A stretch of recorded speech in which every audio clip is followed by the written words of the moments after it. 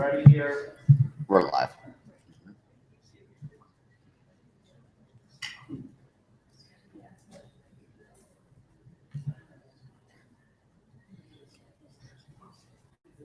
Good morning, everybody. Welcome to Sat Chat Live from ASCD L to L 2016 here in Arlington, Virginia. We are live here. Please visit our website, evolvingeducators.com, to access the live feed. We have tweeted it out. Today's topic is empowerment. I'm Brad Curry, along with Billy Krakauer and Scott Rocco. We will discuss the topic of empowerment as it relates to promoting the success of students and the growth of educators. And right now we are in a room here at ASCD L to L with several thousand people. And we're going to enjoy talking about empowerment here. People are introducing themselves from all over the world.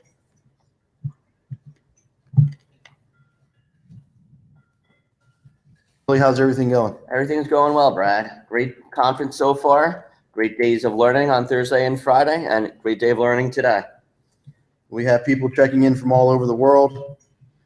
We have people from all over the country here and all over the world in our session. We have somebody from Bahamas.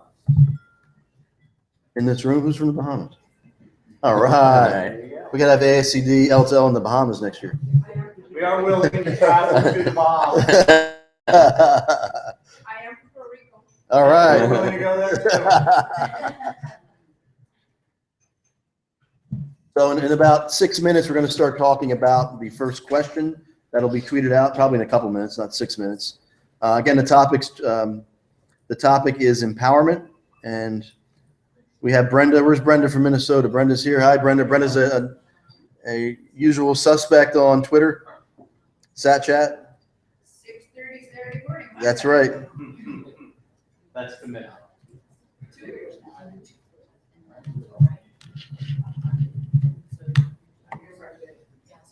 So what we'll also do is we like as many people as we can, welcome them to it. So you'll see we're kind of going quickly through and welcoming them to the chat. And in just a moment, Scott will tweet out the first question. And then we'll have a discussion about it. And every time you tweet out, you want to use we tweet out the question using the Q1 format. And then when you answer it for this hour-long chat, you want to make sure you include A1 or A2 or A, depending on the question that we're on. Every 8 minutes, we tweet out a question. And that's how you can kind of keep the chat organized.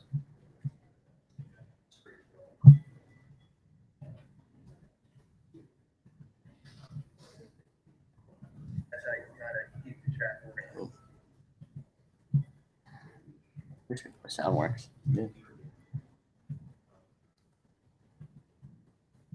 Yeah, typically we are at home. I'm flipping pancakes or making eggs. My kids are running around, and we are participating in this chat. I'm sitting there trying not to make a sound so I don't wake my daughter.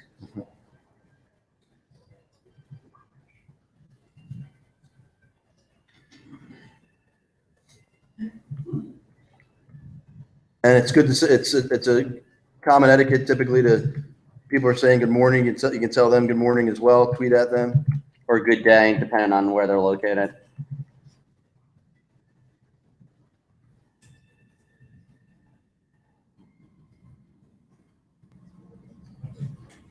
We often encourage people that are new to Twitter to kind of lurk the first couple times they're involved in the chat, just to see what it's like. But if you're going to take that risk and go ahead and tweet out right away, that's good as well. No, that's all right. Sorry. You're good.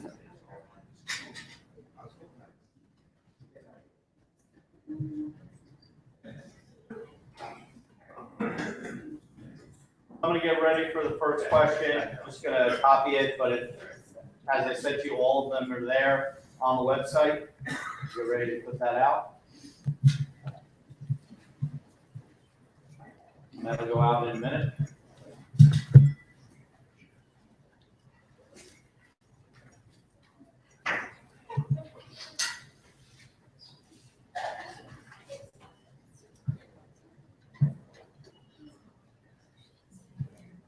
So the first question we're going to tweet out, dealing with, again, the topic is empowerment.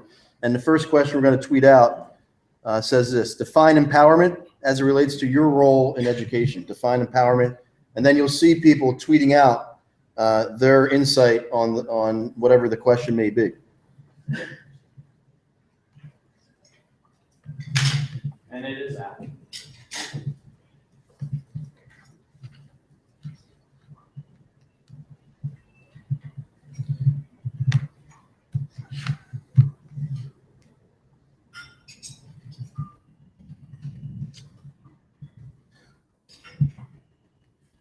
Billy, we're talking about empowerment here. And there's a reason why we chose this topic. Yes, And this why is year, ASCD's annual conference is now called Empower 17. It's going to be in Anaheim. I have to just double check the dates before I share them out because I don't remember off the top of my head. But we decided this year, for SAT Chat at least, to start talking about Empower, to kind of kick off the discussion of Empowered and also encourage people. The deadline for proposals for Empowered 17 is August 1st. So if anybody out there in the Twitter world or anybody out here is interested, make sure you get your presentation proposals in. Absolutely. And Billy, when you think of the word empowered, what does that mean to you as your role in education from your perspective? It really depends upon your role. I'm in the teacher level, and I think, at least for myself as a teacher, it's really empowering my students in the classroom to take charge. We are, and I've said this before, no longer an industrialized revolution where we need to teach to an industrial thing. We need to empower the students. The students should be the ones who are taking over the classroom. As teachers, we should be guiding them, and it should be student-driven learning of what they want to learn and the way they want to learn. Yes, we still need to meet the standards, but if you could be able to meet them and give them that power to learn, students will learn more and become more creative and be able to work in the society that the world is changing into. And is there an example, Billy, of how you empower your students in your role as a teacher? I've actually, for the past year, I've been teaching gifted and talented, and my students, it's completely what they want to learn. I guide them, I assist them, but it's what they want to learn. If they want to learn about coding, we're doing a whole section and lessons on coding. They get to explore it. They did the national science proposals this year, where they put in and developed different projects. It was all what they wanted to do, their proposals, their writing. They did the research. They had an idea where they wanted to do a recycle boat. And they said, oh, don't we have one locally where it does up and down the Passaic River? I said, yes. I contacted the local organization. They came and did a whole assembly for this school-wide because that's what the students wanted to learn. And then my students were able to actually ask them questions at the end.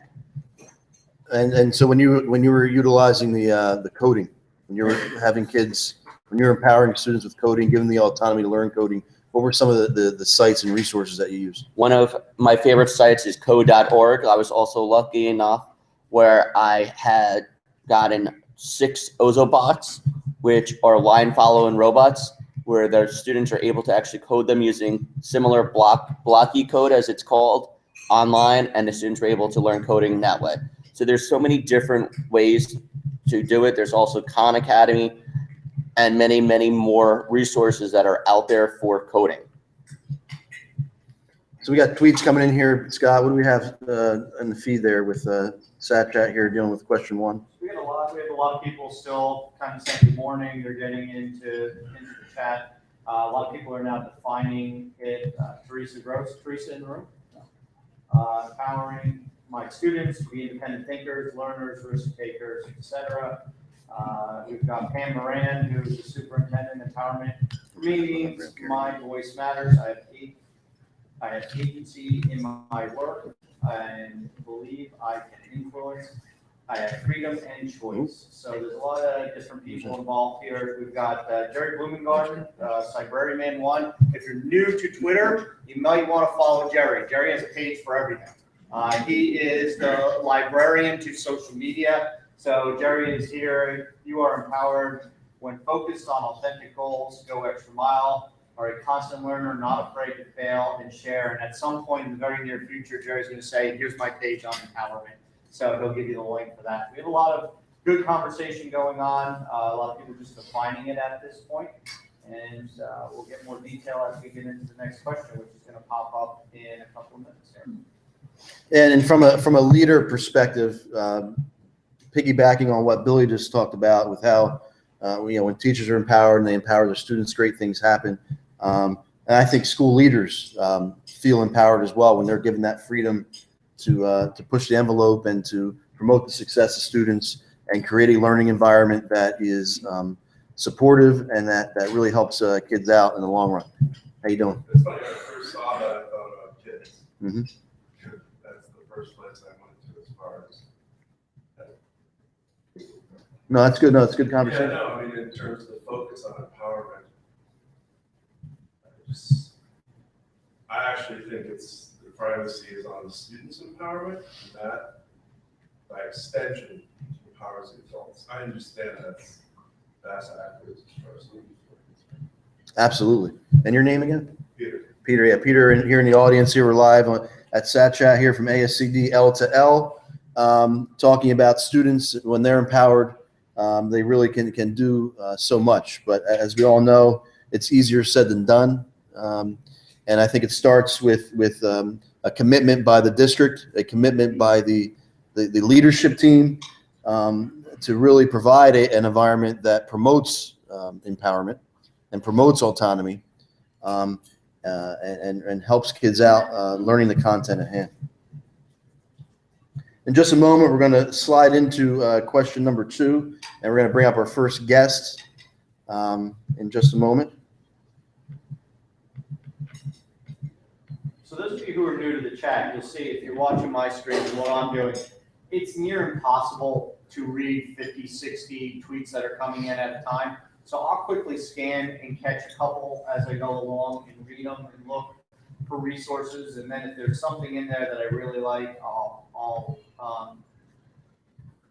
click the heart button to like it. And I often use the things that I find on Twitter to bring back to my teachers. I put out a monthly newsletter, and I use the links that I find on Twitter with them in the newsletter so that they can then get those resources also.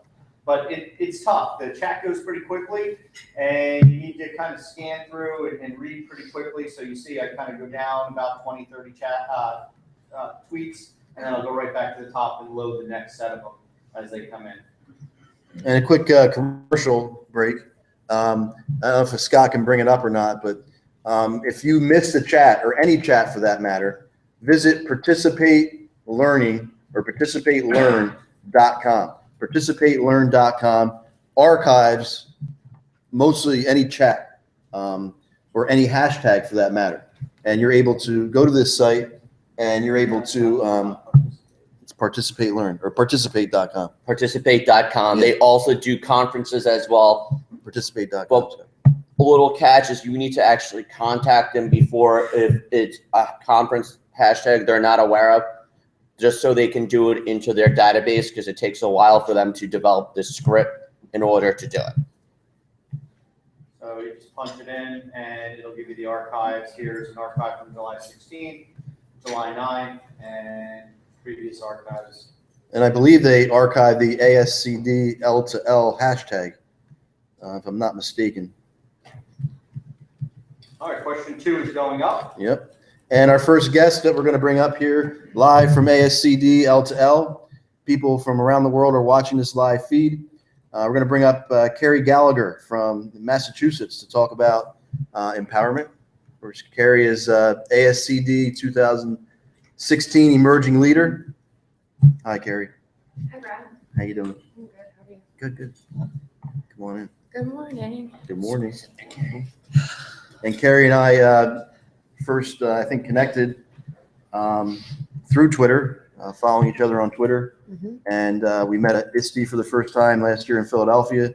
And now we get to learn from each other, both virtually and in the physical world.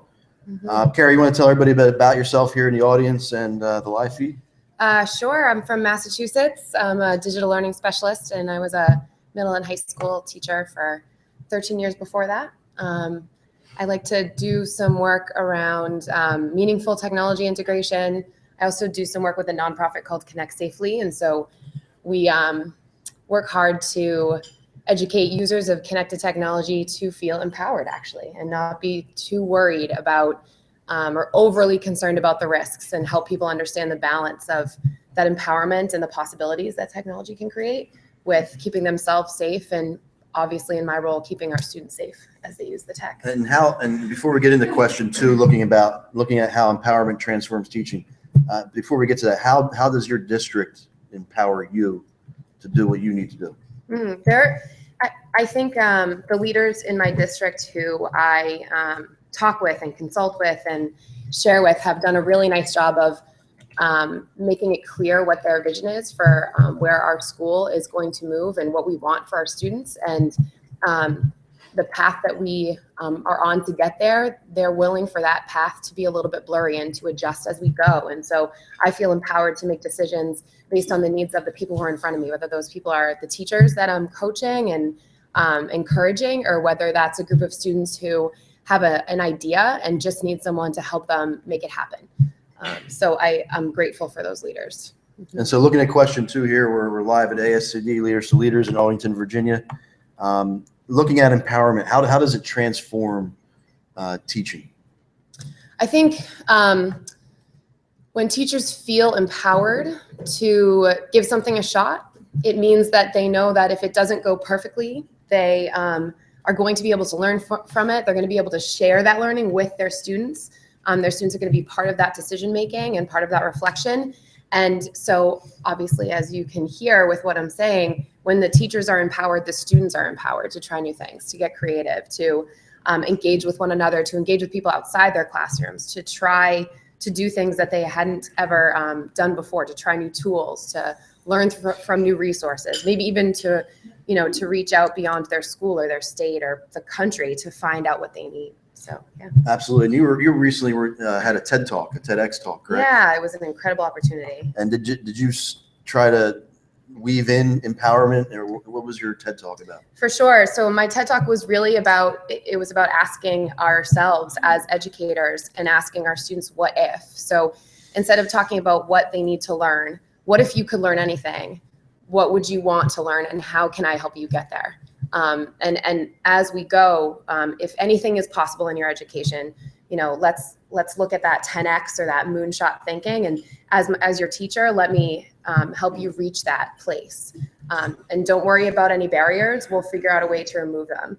Don't worry about what we can't afford. Don't worry about what we don't have. Instead, think about what you'd like, and let's work together to make that happen. And that's really what my TED Talk was about, was stories of students who have really done incredible things when given permission to think outside what is part of our traditional construct of school.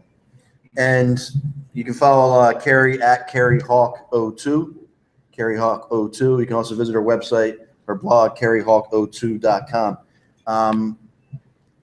You deal with technology. You obviously work in the digital world, Mm-hmm. and you're constantly supporting teachers, empowering teachers and students to leverage the power of technology to make sense of their learning and to impact students in a positive way. What does empowerment look like with technology? I think it looks like it's a place where the infrastructure is dependable. And so students and teachers know that they're going to be able to get online, that the speed is going to be at a manageable place. And empowerment is also happens when students and teachers have access to devices. I am a firm believer that it doesn't have to be a one-to-one situation. I actually presently work in a one-to-one school, but in my ideal world, schools would be BYOD, just like this room is BYOD. All of you are using completely different devices. You're using phones, using laptops. Lots of you have Chromebooks. You're using what it is that you have, and I think we should encourage students to operate in that kind of place. As long as those things are in place, devices and connection, it's kind of giving people some rope, letting them be free, saying, here's our learning goal. How you get there is up to you. Use what you have, use these tools, use these incredible opportunities to reach that learning goal in a way that makes sense for you, that allows you to apply your strengths, that allows you to struggle through some of your weaknesses and, you know, use the power of the room and the power of the world around you, because you can be connected to it with that technology. And as we shift here to question 3 in a moment, Carrie, looking at, we were talking about this the other day in one of our roundtable discussions here at the conference, looking at empowerment, and yet your district is a BYOD district. My previous district Your is previous currently district. in a one-to-one district. Yeah. And you were talking about BYOD, and many people here sitting in this room may work in a one-to-one or BYOD. Looking at BYOD, which is a little, I wouldn't say risky, but to some people it is. Yeah. What's empowerment look like in that sort of environment, BYOD? The reason I prefer BYOD is because I think the risk comes from, you know, leaders and learners who are uncomfortable with BYOD, because if there's multiple devices in the room, nobody can be an expert at all of those devices, because you never really know what a student's going to bring. But the reason I love BYOD even more than one-to-one is because I found my students recognizing that certain devices were the best tool for certain tasks and others were the best tool for other tasks. Mm-hmm. So when they created their own path to reach that learning goal, they would seek out their classmates based on what they knew the best device was for the best task, and use kind of the power of a combination of, you know, a tablet, a Chromebook, you know, a laptop, whatever their classmates had, they'd use it to kind of bring the power of those tools together to produce pretty incredible products that they couldn't do on their own, or that they couldn't do if we only had one device in the room. So I love BYOD because it creates more opportunity, I guess, for genius, more opportunity for creativity among our students. But in order to unleash that kind of empowerment, you have to, as the facilitator of learning, you have to be willing to let go, willing to let them get creative, willing to let them try things that you haven't tried, and just be encouraging and be willing to give them feedback along the way. Absolutely. Now we're going to move into question 3 here, Carrie. Mm. And if you hang with us here for this question, then we'll let you go on your merry way. We're looking at how can empowered educators become transformative leaders, and I think this conference that we've attended the last couple of days, that's what, you know, it's all about here. How can we create leaders or maintain that leadership level, whether you're a teacher, whether you're a building or district level educator. I just tweeted out question number 3. Scott, how are we looking at with the feed there, SatChat feed? Active feed, I'm reading as fast as I can, scrolling down as quickly as I can, but we've got a lot of people participating and a lot of good comments coming out. And what I've noticed over the last couple of months is there's more and more images being put into the tweets, which allow tweets to gain more interest or people to see them a little easier. So a lot of people here participating, so it's normal. So Carrie, how can empowered educators become transformative leaders? I mean, I think one way they can is to take advantage of organizations like ASCD, and I think, being at this conference this year, it's my first time here.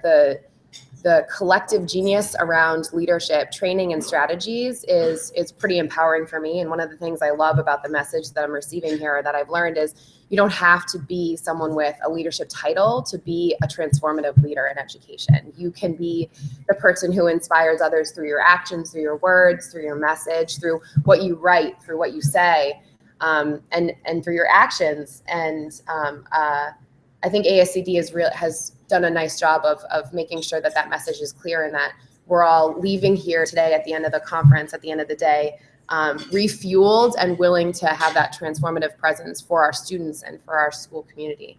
I also think you can get that energy on a weekly basis through awesome chats like SatChat, right? So there's a lot of energy in that feed that's going right now. It's flying every time I peek over here at your computer and I'm seeing it.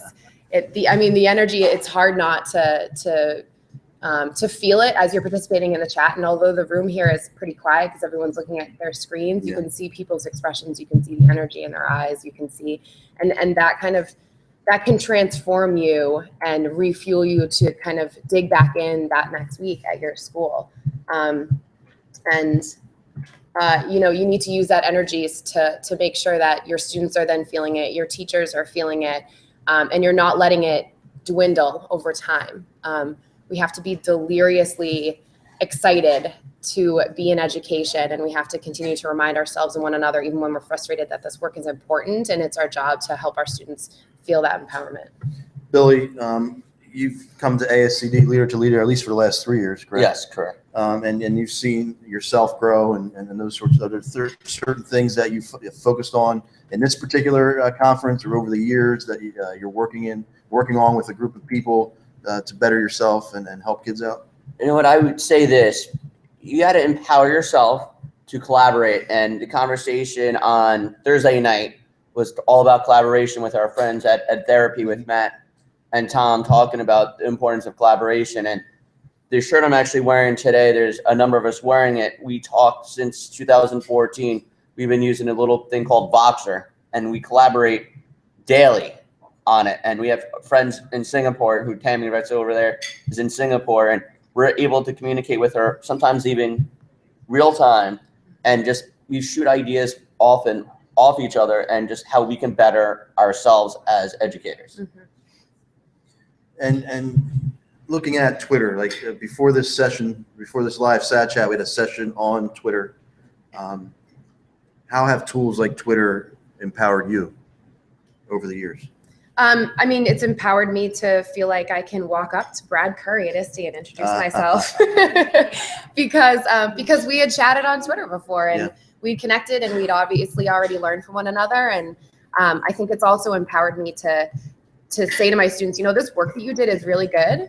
And, I think it should be shared with someone besides me, your teacher. Can I share it on Twitter? Can I share it using my connections? Can I share it on my blog and with my readers? I think it's really powerful. And when I feel empowered to give them that boost outside, like to let the world know of the great work that they're doing, they feel empowered then moving forward as they look at their work to say, even after they've left my classroom, to say, you know what, this work that I did for this class, this is really good. Like someone besides my teacher should see this. And I've seen my students continue to publish their work after they've left, and that they're creating this identity online that allows them to not just show the world who they are, but allows them to make connections with people they wouldn't otherwise connect with, to learn from people they wouldn't otherwise learn from. And I really do believe in the power of social media. I think it's an incredible tool. I think it's something every educator should use for their own learning, but more so for the benefit of their students. Because if you're learning more through those connections, your students are benefiting. If your students see you doing that, they'll start using social media in that way for themselves. I wrote a pamphlet called The Educator's Guide to Social Media that's meant to kind of help people who are newbies at using social media in this way make that connection. And I know the 140 Twitter tips book that you all wrote is an incredible resource specifically for Twitter. It is definitely like the quintessential guide to get people connected. Thank you. And where can people find that resource? Where can they find that resource? No, your resource. Oh, my resource. Our resource is right there. Our resources are right there. I know, that's right. I was like, you're going to go over and bring one, put it on camera. So mine is at, if you go to connectsafely.org. What's that again? Connectsafely.org. Okay. There's a tab called Guides, and the Educator's Guide to Social Media is one of the ones available there. Awesome. Mm-hmm. Awesome. And so we're going to wind down here with question 3 and move on to question 4 here in a moment. Again, you can follow Carrie on Twitter at CarrieHawk02, and you can visit her blog, her website, CarrieHawk02.com. Carrie, I thank you. Thank and, you. Look forward to talking to you in the future. Yeah, thanks. All right, thanks. thank you, Thanks so much. Thank you. We are going to transition here to question 4 as we get into the second part here of SAT Chat. We are live feed here from ASCD L to L here in Arlington, Virginia. And we're going to bring up our next guest, and I'm going to switch out with Scott here. We're going to bring up Danielle Brown from Arizona. Danielle gets up at what time, Danielle? 4:30. 4:30 in the morning to chime in on SAT Chat every Saturday morning. So she's on the West Coast time, we're on the East Coast time. Danielle, how's it going? Good. How are you? Nice to see you. Scott, you going to come over? Sure. All right, I'll switch out. And Billy is going to come in as well. You take it over, I'll take my Yeah. Yeah. So we're going to take a quick commercial break. How are you, Danielle? Good. How are you, Scott? Thanks for joining us. Of course. And we are going into question number 4, which was posted. But while we're getting that up, tell us a little bit about your background and what you do in education, So what you're working on. I'm a kindergarten teacher at a K-2 school on a military base in Arizona. Outside of that, I was an emerging leader last year in 2015. I'm a Hope Street Group National Fellow, and I do some blogging for the state about practice and policy and how that impacts what we do in classrooms. That's a lot of stuff. A lot of stuff.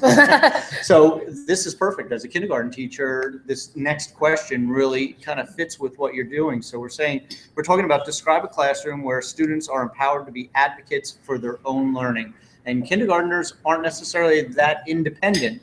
So how do you work on that empowerment with kindergarten students? Well, I think you work on that independence with kindergarten students. I think that's something that I pride myself on as a kindergarten teacher because they are super capable of being independent. So one of the things that we do to empower students is for them to own their learning and own their work. I really want my students to understand that my pride in what they do is great, but I want them to be proud of what they do.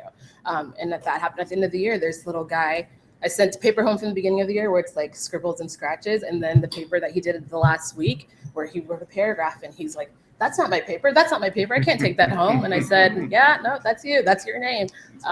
Yeah. And he was like, I'm so proud of myself. And it just brings a tear to your eye because it shows that it can happen. Very good.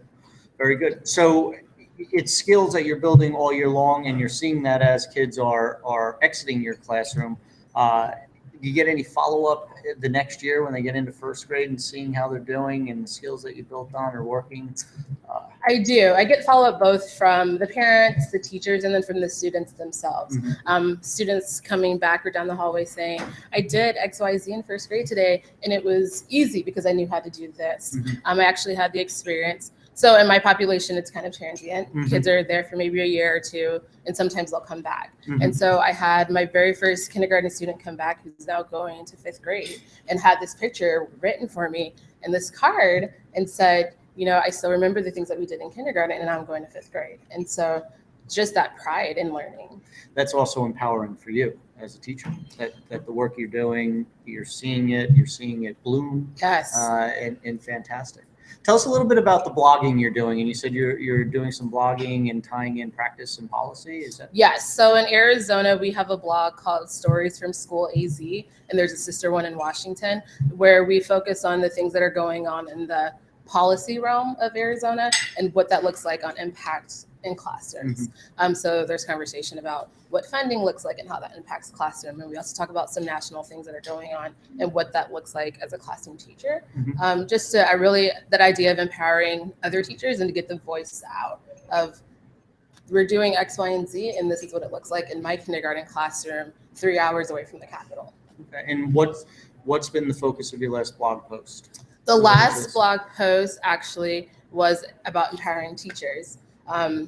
Just the idea that if it's perfect, I do a lot about empowering teachers. I really feel that educators need to understand we don't need permission to lead.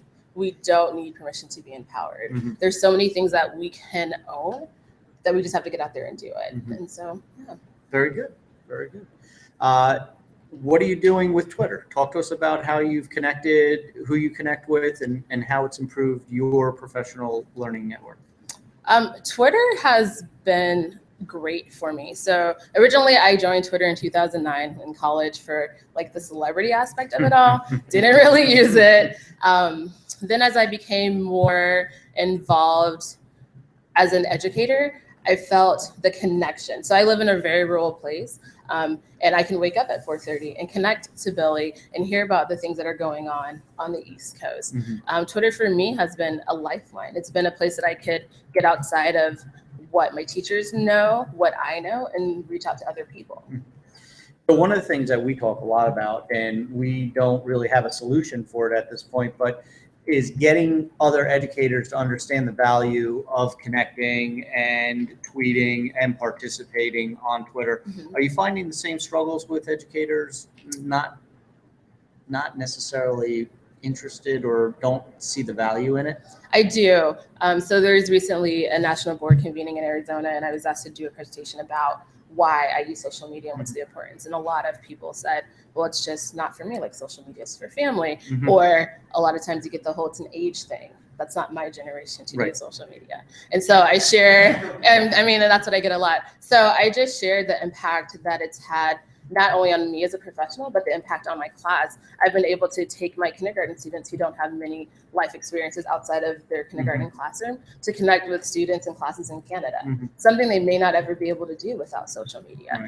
And then this year, my principal actually got on the Twitter bandwagon, has been texting me all summer, like, so what should our school handle be? Do you have a book that I can read? And so I said, actually, I do, 140 There you books. go. Like, I'm gonna slide that in your box. But I think people are starting to see the value more as long as we start talking about what the value is for ourselves. Right. And that's what we've talked a lot about also is instead of in our book, we say you can't tell people to do it. You just have to show them that Yeah. there's value associated with it and they need to find the value themselves, whether it's subject specific or personal value associated with it. But it takes some time. It does. It's been a little bit of a struggle. So what are you working on next? What's the next thing you're going to be working on? Blog post, getting ready for the school year to start? Yes. So my next blog post is welcoming new teachers, and I'm working on a playlist for your new teacher year. As a teacher, I like having music on all the time, and depending on the mood or the need, you can walk by my classroom, and it could be hard rock or it could be like coffee shop jazz. And so just a playlist for teachers to kind of amp them up. Mhm. And that's my new post. Very good. Very good. And what's your blog post? What's the It's address? storiesfromschoolalz.org. Very good. Very good. Well, Danielle, thank you Thank very much for you. coming on. Appreciate it. Appreciate it. And thanks for being a connected Of course. educator. Thank you so much, Thank you, no Danielle. problem. Next, we're going to bring up Emily Davis from ASCD and some exciting news she could also share with us. Sure. So, Emily, first tell us what you do for ASCD. I am the Director of Educator Engagement, which is a large umbrella. So it streams anywhere from teacher leadership, both domestically and internationally, also through a lot of our publications and products, programs, and services. So getting educator voice and making sure that it's driving and continuing to make ASCD be the relevant organization that it is. Yes. So, question 5 is coming up. How can you support? And the question is, how can you support empowerment of other educators and colleagues? But as your role in ASCD, how can you support the affiliates, the administrators, and the teachers? I think the big thing that we're trying to do is to connect them and figuring out, and how do student chapters connect with affiliates? How do new emerging leaders know there's affiliates in their area? How do we make those connections and also help and provide them with not just interesting and cool projects to work on? I found that just in my own personal experience that when you have a lot of different people coming at things from various perspectives and various communities and contexts across the United States, that it really is a way to unite people if they're working on a similar project or they're working towards similar goals and vision. So I think that's one thing that we're really trying to do is to connect them on various levels. And then of course we have typical events right across the nation and internationally as well throughout the year. And so thinking through how do we connect individuals both before and after those really big events, so our Empowered 17, which will be our annual conference in March coming up. How do we think about, having everyone connect maybe on Twitter before they even get there, so they know folks in the room and who they're talking to and how they can network and take a deeper dive while they're there and engage with one another. So thinking about both, not just during the conference, but before and after, and a continuation of a lot of our, our Twitter chats and some of those structures that are already in place. And I think that's, something that's important to have. And the whole theme, just empowered, it's just something different. That's right. It is different. And I think that it sends a message. And that's what we're trying to do is making sure that teachers, principals, educators, assistant principals, practitioners are the ones that are driving this ship. And they are the ones that should have the mic in their hands. And if people are interested, when and where is the conference? And I know there's a call for proposals out there right now. There is a call for proposals out there. The deadline is August 1st, so, you know, very soon. And I know there is more information on our website. The annual conference which is Empower 17, as Deb mentioned a couple days ago, is in Anaheim, California, March 23rd through 25th. So you should all come attend and join. And as I said, we want practitioners to be the ones that are sharing, they are the experts, and we want to be able to give them a mic for voice. Thank you so much, Emily. I know you have some things to run around to right now, so I do. I'll let you go. But I appreciate the time. Thanks. Thank you. Very cool. Appreciate it. Good to see all of you. Thank you for coming on. Thank you. Thank you. Thank you. Thank you.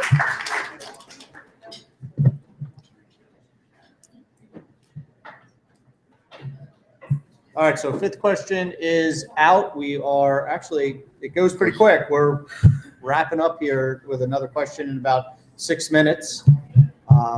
But we have a lot of feedback coming in online here. And in just a moment, Scott, we're going to bring up Sean Slade from ASCD Whole Child to talk about, obviously, empowerment as it relates to the whole child. And Sean, you want to come on up? All right. How's it going? Good morning. Good morning, Sean. How are you? Thanks for joining us. So we're live here at ASCD L2L from Arlington, Virginia.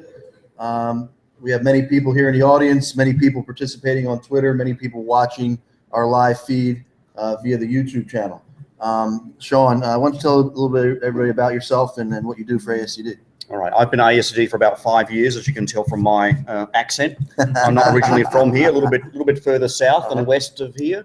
So Australia originally, but I've been a teacher for over 10 years and then really worked in the administration and research fields, and then came to ASCD really overseeing and working with the health and learning initiatives. And then for the last probably 4 years, really focused on whole child and much of our global push as well. And this is really an exciting time because I'm not sure people realize it, but next year ends up being the 10th year of our whole child push at ASCD. And as you saw from Deb Delisle's talk and Ron's talk the other day, whole child is fundamentally the mission of ASCD moving forward. So next year we'll be doing probably a relaunch and a reset and a reboot of whole child, but it's going to take probably a more global aspect as well. And we're talking about the empowerment. You know, how's that play out with the whole child initiative and the whole child process? Well, you think of the third tenant, engaged, and that's really about getting the student engaged, not only in the school where they are, but also the learning and the process. So that means student voice. It means making the learning relevant to them, the content relevant to them, the pedagogy relevant to them. And so it's really putting the child back at the center and really arraying these things around the child. So I think I was a strong advocate of pushing for the annual conference being renamed Empower 17 or refocused around empowerment, because I think what we're seeking to do at least in education moving forward, is empower those who are involved in education. Now, it's not only the principals, it's also the teachers, but it's also the students as well, who are really part and parcel of, or should be part and parcel of the educational decisions and also their educational experience. And you travel around the world and you visit different places and you see the students and schools and teachers. What are some of the barriers, some of the challenges that you see in terms of empowerment, in terms of students, promoting the success of students, those sorts of things? Yeah, what's funny is that when I travel around the world, I see many of the things that have gone wrong in Western education and or US education being picked up and adopted in other countries. Including being picked up and adopted in Australia, the UK, New Zealand, Netherlands, and so forth. And that's really over the last couple of years, as Pasi Sahlberg talked about, this global education reform movement, which has been pushing academics and content delivery as the rationale, the purpose behind education. So that's been sort of the last 5 years, but what's been really interesting the last year or two is that we've begun to see a shift, not only in the US, but globally, there's been a more eloquent discussion about why do we have education to start with? What's its role? And for many of us who believe that its role is to develop, future citizens for society, then the academics is part of that, and that's not everything. Mm-hmm. There was actually, people might know, or if they don't know about it, they should know about it. There's an event in Dubai which is, I'm paraphrasing here, known as the $1 Million Teacher Prize. Joe Farthery and Mike Soskill were finalists last year. Nancy Atwell was the first winner 2 years ago. And so this is the Varkey Foundation put this conference on, and they talk about what's happening around the world, and they try and elevate the teaching profession. But what was most amazing about this event was that we went last year, Deb Delisle and myself, you could almost describe the event and the discussions taking place as being a whole child discussion. There were discussions around what's the role of happiness and well-being in schools. And these were the ministers of education. These were Andreas Schleicher from OECD. These were some of the leaders of education globally. It was all around well-being. It was all around health. It was all around teacher empowerment, teacher leadership, and student voice. And so I'm encouraged about that. I think we've come into this, we're moving out of this testing for testing's sake phase, and we're moving into this phase which seems to be far more appreciative of education and the whole child as well. Scott? What do you think's been the reason for that change? Because it actually happened quickly when you think about it, how things change in education. It usually takes a long time. This has actually been a rather quick change. I think there's, I think the whole idea of teachers getting more voice and more empowerment themselves has helped, because they've begun to speak out and to make noise. I think ASCD, to be honest, needs to have a pat on the back, because 2007 was the middle of the No Child Left Behind years, was the middle of standardized testing and AYP. And, it was before my time, so I can't take credit for it. But they drew a line in the sand and said, we're doing this because it's the right thing to do. And we've seen others start to gain that understanding. And, you've now got Lily Garcia from NEA going around the country talking about whole child. You've got the National PTA talking about whole child. You've got a number of organizations that are readopting what they do to focus on the whole child. I also think it's a reaction to the short-term myopic viewpoint of we're only here to try and move the needle on academics. And people have seen that, yes, that might be sufficient for politicians' points that they make every time the election cycle comes up, but it's not actually beneficial for society in the long term.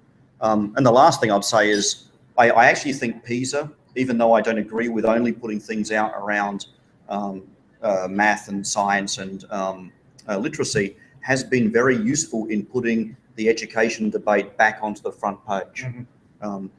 And I'll give Andreas, if he happens to be tuning in from Paris, who knows, a shout out, because they're doing the next PISA results that come out, which I believe is next year, will have a social skills group dynamics element to it. Awesome. And for exactly the same reason that even PISA and even Andreas will be concerned that focusing on science and math and literacy really sort of narrows down what education could and should be. And so they're looking at these more 21st century, these more global engagement skills of problem solving and networking and collaboration, and putting that front and center with the PISA results as well. That's very good. Question 6, our last question here for SatChat as we wind down here live from the ASCD Leaders to Leaders Conference in Arlington, Virginia.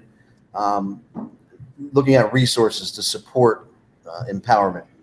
What are some resources that people say, hey, you know what? I'm inspired by this whole child initiative. How can I implement this in my school or district? Are there some resources that people can go to? There will be, but I would also go back to, and there's a lot of resources if you go to ascd.org/wholechild. Okay. That's where you'll find most of them. But I'll give a shout out to what Emily was talking about making networks and connecting people. And one thing that we haven't done previously, but we'll be doing it from, let's say, Monday onwards, because it's come through loud and clear at this conference, is we've been talking about whole child for a number of years, and it's been a framework and initiative that's been out there. What we haven't been doing is actually finding out how much it's being used out there. So we're aware of over 40 districts around the US that have got ASCD's whole child written into their mission statement. There are over 3,000 sites that have been using our ASCD school improvement tool, which is based around whole child. So we're going to start developing from August onwards a system on ascd.org/whole-child, where schools and districts can self-identify as whole-child schools. And so we're going to be developing this global network of whole-child schools, primarily so we can publicize how widespread it is, but also so these schools can start to network with themselves. You know, you may be finding that there's a school down the road that you are unaware of that's actually doing something very similar to what you're trying to achieve. And wouldn't it be great to even go in there, or at least liaise with the teachers and the principals and the school board to find out more about it? So that'll be coming out in the next month or so. And that ties in with what's happening with social media and people connecting and sharing. And I think we've become better educators because we share with each other more than when you didn't have this opportunity. And I remember being a teacher and you shared with people in your department, but you never had an opportunity to share with anybody outside of your school. You know, this and what you're doing and setting up that network allows people to see best practice, question each other, support each other, which means that things will follow through and be better than if you did it on your own. Exactly. And there'll also be one more shout out, is that we're actually in discussions as part of my sort of global work as well, with a number of organizations about developing an online platform where teachers and leaders can actually start to network and share expertise, perhaps get micro-credentialing across the globe, where it should be launched in 2017. We're calling it the Teacher Education Network Global, TEN Global, TEN Global. It's a number of organizations in discussion right now. So it's ASCD, Center for Teacher Quality, Education International, which oversees the teacher unions federations around the world. So that's 401 federations and 30 million teachers.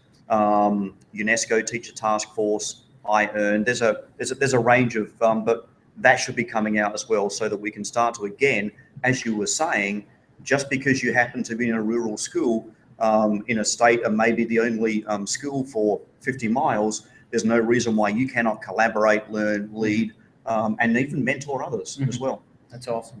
And one final thing here, Sean, you were talking about resources to support empowerment. You wrote a book recently with my friend Peter DeWitt on school climate change. How's climate, school climate, district climate contribute or assist or help with empowerment, and what's that look like? Yeah, I'm a big believer that climate dictates what goes on in any environment. Basically, and we're not talking necessarily about the air conditioning. We're talking about the learning environment. What's acceptable, what's not acceptable, the culture of that place. And we all know, and we knew it probably as teachers, but we also know it as parents and leaders, that you can walk into a school and within 30 seconds to a minute, you know what that school is like. And it's the range of things. It's the noises, it's the smells, it's the what's on the it's the way that people greet you when you walk down the corridor. You know, it's the way the students look. It's the way the adults look you in the face when you're talking to them. It's what you have on the corridors, on the walls, and so forth. It's those, and those things all play into it. And if you read the book, and it's a wonderful book, I must say. You know, I gave it 5 stars on Amazon. Hey, yeah, that was the one review I saw. That. Yeah, but it basically just gives a range of examples about where climate has actually made a big difference, and simple things you can do to change the climate in the school. You know, it's simple things like not only having things on the wall, but opening the doors in the classroom, allowing classrooms to be noisy, not noisy with shouts and screams, but noisy with learning. You know, dare I say, you know, laughter, you know, fun, and those kind of things. And I'm a big believer that if you can start to change a couple of those things, you do start to change the environment in which everybody is learning and growing and developing. And that's what empowerment's all about. You know? Exactly. Well, Sean, we thank you for coming up here and sharing your insight on empowerment and the whole child, and look forward to connecting with you on Twitter and at other conferences. So, sounds good. Thanks Thanks, very much. sir. Thank you, Sean. Cheers. Sean Slade, thanks, Sean. All right, ladies and gentlemen, we got about 2 or 3 minutes left here with Sat Chat. We are on question 6, sharing out resources. So hopefully you're tweeting out your own resources, insights that you use to help with your own empowerment and empowering your staff and students. People will find it very useful. Again, visit participate.com, participate.com to find archives related to this chat and other chats that you may have missed. Not only SAT chat, but other chats as well. There's resources. And remember, outside of this 1 hour of SAT chat from 7:30 to 8:30, people are sharing resources through the SAT chat hashtag and other hashtags like ASCDL2L. So please make sure that you check that out and continue to promote the use of Twitter and promote the many things that you learned at this conference and really help kids out. Scott, any final words as we wind down here? Well, I'd like to thank everybody who's in the audience. You know, it's tough to do the chat and to have an interview and engage everybody, but it's been a really fun experience, and thank you everybody for coming out early on a Saturday morning. I mean, we do this every morning in our, in our pajamas and making breakfast for our kids and feeding our animals, but it's fun to see people actually engaging in it, and you never know how many people are going to show up. So thank you very much for that, and thanks for being part of the chat. And my last tweet is always a thank you, so it's going out right now. Huge thank you to our online and in-person SAT Chat PLN, great combo, and thanks to my co-moderators, Billy and Brad. So thanks everybody for participating. Thank you, guys. Bye-bye.